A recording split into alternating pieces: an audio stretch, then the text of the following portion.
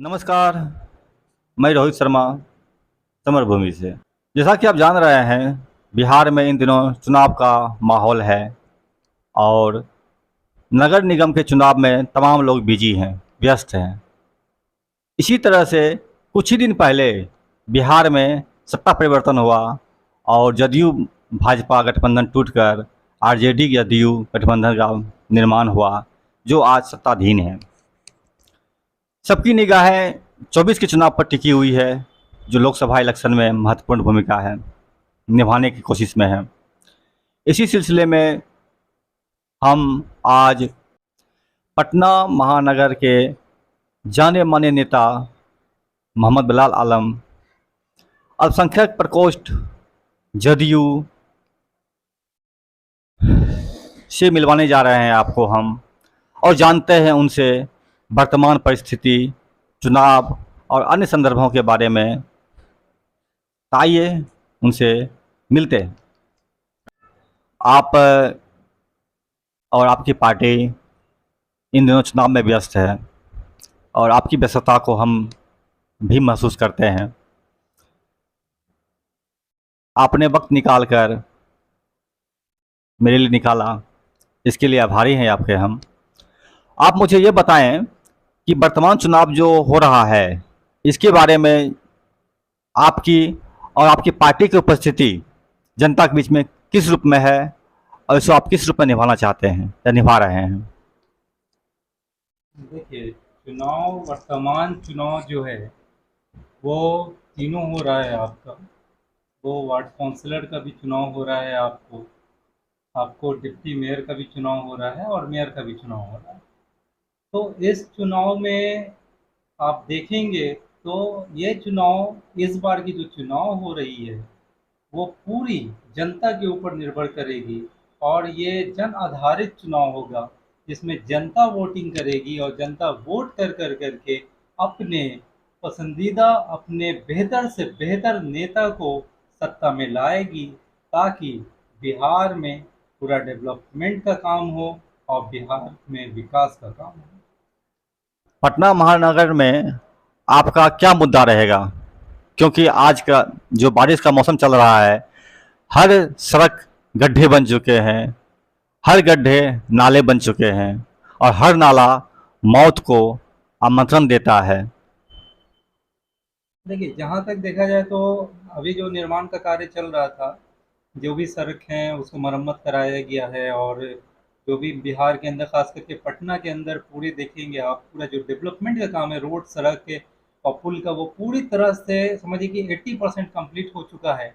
और अभी मेट्रो का जो काम चल रहा है उसमें भी हाथ लगा हुआ है और वो जल्द ही आपको कंप्लीट हो जाएगा। और उसके किनारे आप जो देखें, मैरिन ड्राइव जो बना है वो कितना ही सुंदर बन चुका है, कितना खूबसूरत बना है। और आप जब जाएंगे उस पर, आप देखेंगे तो उस पे आपको वाक़ई लगेगा कि पटना में क्या परिवर्तन आया है। तो ये जो मेन हॉल की जो बात हो रही है, जो गड्ढे की बात हो रही है, तो देखिए, जब ये कार्य चलता है, किसी भी तरह का कोई काम होता है अगर निर्माण का, तो उसमें छोटी-मोटी चीज़ तो होती है, ठीक है? और अगर हम आज के डेट में, वो गड्ढा है हमारा, जो सड़क है हमारा, ठीक है? वो कल के डेट में हमारा फुल फिनिशिंग हो जाएगा, हमारा वो कंप्लीट हो जाएगा, पक्की सड़क बनेगी, वहाँ से वो गड्ढा खत्म हो जाएगा। तो अगर बारिश की बात करते हैं हम लोग, तो बारिश का दिन हो चुका है और बारिश का दिन अब समाप्त के तौर पर है। और इस बार ज़्यादा वर्षा भी नहीं हुई है, जैसा कि आप भी जानते हैं। तो ज़्यादा बारिश नहीं हुई है इस बार, तो हमको नहीं लगता है कि अब बारिश ज़्यादा होगी, क्योंकि जो भी मौसम था बारिश का वो ख़त्म हो चुका है। और जहाँ भी नाले, गड्ढे या जो भी बचा-कुचा है, उस पे सरकार ध्यान दे रही है, ऐसा ना समझें आप। क्योंकि ये सारा नगर निगम के हाथ में है और नगर निगम इतना मुस्तैद हो चुका है अपने कामों में कि हर एक तरह का छोटे से छोटा अगर गड्ढा भी अगर है, तो उसे भरा जा रहा है और उसको मरम्मत का काम चल रहा है। आप गली में चले जाएँ, आप मोहल्ले में, सड़कों पे चले जाएँ, जहाँ भी आप जाएँगे वहाँ पे काम चल रहा है। लेकिन फिर भी अगर किसी तरह का आपको कहीं पे दिक्कत दिखाई देता है, अगर नज़र आती है, तो आप इसकी सूचना नगर निगम में करें, आप इसकी सूचना सरकार में करें। ये जनता के ऊपर भी फ़र्ज़ लाज़िम है, जनता का भी काम है ये, कि जहाँ पे गलत हो रहा है या जहाँ गलत दिख रहा है, उसको सरकार की नज़र तक वो लाए। वो पहुंचाए। ये सिर्फ पत्रकार का काम नहीं होता है, जनता का भी काम होता है। ये सरकार का भी नहीं काम है, सरकार भी अपने तौर पे हर काम कर रही है, हर मुमकिन मुमकिन काम कर रही है वो। तो मैं यही निवेदन करना चाहूँगा पूरे पटना वासी से और पूरे बिहार वासी से, आप जहाँ भी किसी भी तरह की आपको समस्या दिखाई देती है, आप उसको अपने नगर परिषद के पास ले जाएँ, आप अपने वार्ड काउंसलर के पास ले जाएँ, नगर निगम के पास ले जाएँ, यानी आप सरकारी विभाग में जाएँ और उसकी जाके सूचना दें। बेशक वो हर एक चीज़, जो भी दिक्कत आएगी वो ख़त्म किया जाएगा और जल्द से जल्द समाधान किया जाएगा। हमारे मुख्यमंत्री नीतीश कुमार जिस तरह पूरे देश में घूम घूम कर तमाम लोगों से मिल रहे हैं, चाहे वो आम आदमी पार्टी के अरविंद केजरीवाल हो, कांग्रेस की सोनिया गांधी हो या अन्य नेता हैं, उनसे मिल रहे हैं, तो इसको आप किस परिप्रेक्ष्य में देखते हैं? क्या नीतीश कुमार 24 के उम्मीदवार होने वाले हैं प्रधानमंत्री पद के लिए? देखिए, नीतीश कुमार ने जो काम किया बिहार में, तो बिहार के कामों को देखते हुए बिहार के साथ-साथ दूसरे राज्य की जो भी जनता है, उसमें एक मैसेज पहुंचा है नीतीश कुमार के लिए कि नीतीश कुमार ही इकलौता एक ऐसा व्यक्ति है जो कि देश को संभाल सकता है और देश में विकास कर सकता है। नीतीश कुमार ने पिछले 2005 से लेकर के अभी तक जो भी बिहार में निर्माण का कार्य किया, विकास का कार्य किया है, वो बिहार की जनता के साथ-साथ पूरे विश्व में चर्चित है। क्योंकि ये पूरा विश्व जान रहा है नीतीश कुमार को कि नीतीश कुमार क्या चीज़ है, जिसने अपने रात और दिन को कुछ नहीं समझा और रात दिन कड़ी मेहनत कर कर के काम किया। वो खुद के लिए काम नहीं किया, उसने दिखावे के लिए काम नहीं किया, उसने काम किया तो जनता के लिए काम किया। उसने बिहार की जनता को समझा, उसने बिहार की जनता के ज़रूरत को समझा। हर एक स्कूल कॉलेज में उसने शिक्षक बहाली का काम किया, शराबबंदी का काम किया बिहार में, जो कि सबसे बड़ा सफल रहा शराबबंदी, और सबसे सफल कदम रहा नीतीश कुमार का उठाया हुआ जो कदम रहा, वो सबसे सफल कदम रहा। इसके बाद बिहार के अंदर आप चाहिए छात्रवृत्ति का उन्होंने रखा, ताकि बिहार में जितने भी छात्र हैं वो पढ़ें और पढ़ कर के छात्रवृत्ति प्राप्त करके उस छात्रवृत्ति से अपने हायर एजुकेशन को प्राप्त कर सकें। तो बिहार में जो कुछ भी हुआ है वो केवल देन है, तो वो सिर्फ नीतीश कुमार की देन है। और आज पूरे बिहार, क्या पूरे बिहार के साथ साथ दूसरे राज्य और यहाँ तक कि हिंदुस्तान से बाहर भी नीतीश कुमार की चर्चा है। नीतीश कुमार ही एक ऐसा व्यक्ति है जो कि काम पर ध्यान देता है, काम को अहमियत देता है, वो जुमलेबाजी नहीं करता है। जुमलेबाजी नीतीश कुमार की सोबत में नहीं है। नीतीश कुमार सिर्फ कार्य को, काम को ही अहमियत देते हैं।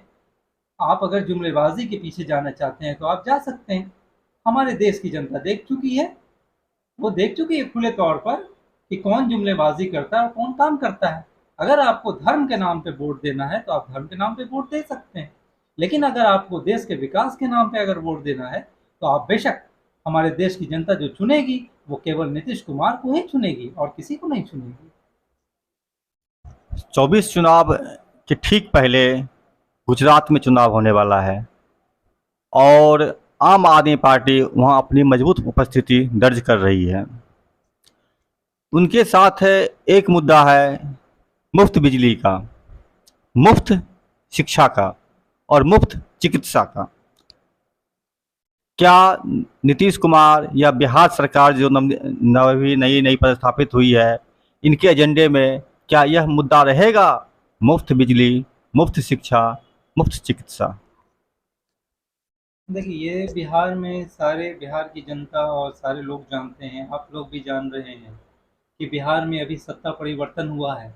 क्योंकि जो पिछले जो गठबंधन थी हमारी भाजपा के साथ, उससे हमारे जो पार्टी है, हमारे पार्टी के ऊपर उसका बहुत ही बुरा प्रभाव पड़ रहा था।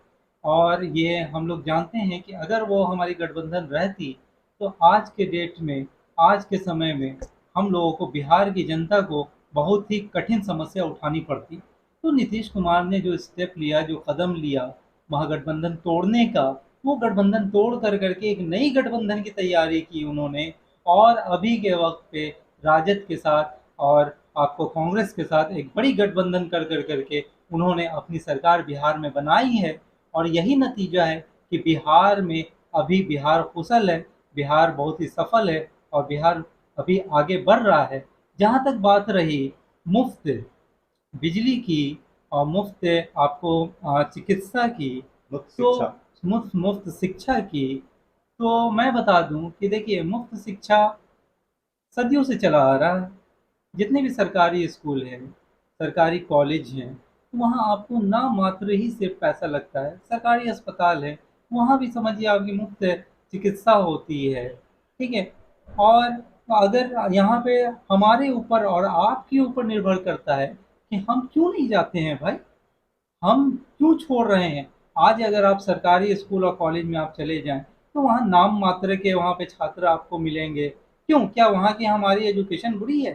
सरकार ने वहाँ पे हजारों हजारों शिक्षक की बहाली कर करके वहाँ पे रख दिया है। क्यों रखा है सरकारी शिक्षकों की बहाली कर करके? तो सरकार की सरकारी व्यवस्था की तरफ लोग जाएं, लोग उस तरफ जाएं और शिक्षा प्राप्त करें।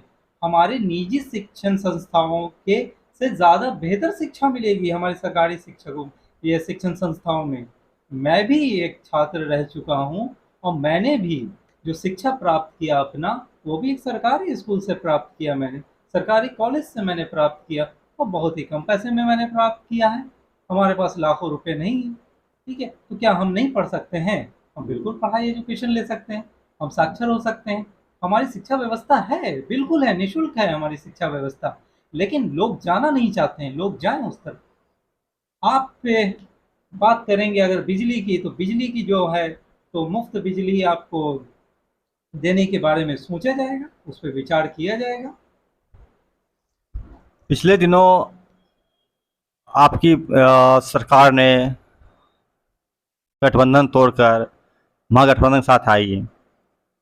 इन्होंने आरोप लगाया कि भाजपा की सरकार जदयू के नेताओं में भितरघात कर तोड़फोड़ करने की कोशिश कर रही थी, जिस तरह से महाराष्ट्र में किया गया।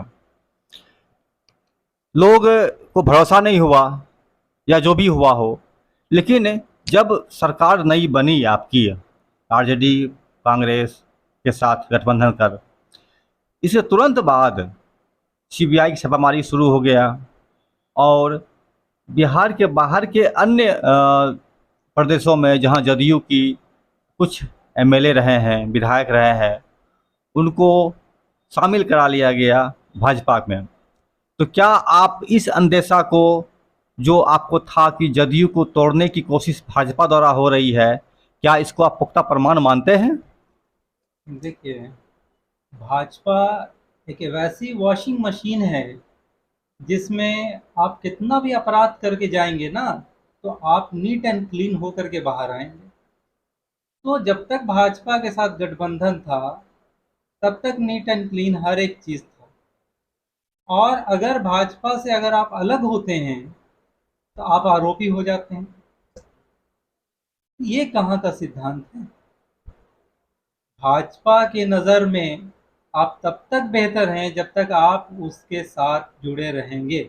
आप उसके साथ गठबंधन तोड़ें, तो उसका नतीजा आप देख रहे हैं।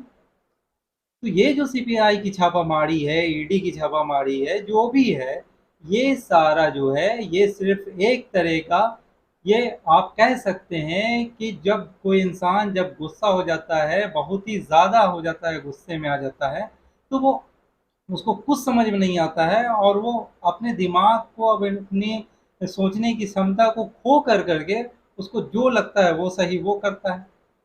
तो जो भी छापामारी हुई है, जो भी ईडी का छापेमारी हुई है, उससे क्या सामने आया है? कुछ सामने आया? कुछ नज़र आया सामने?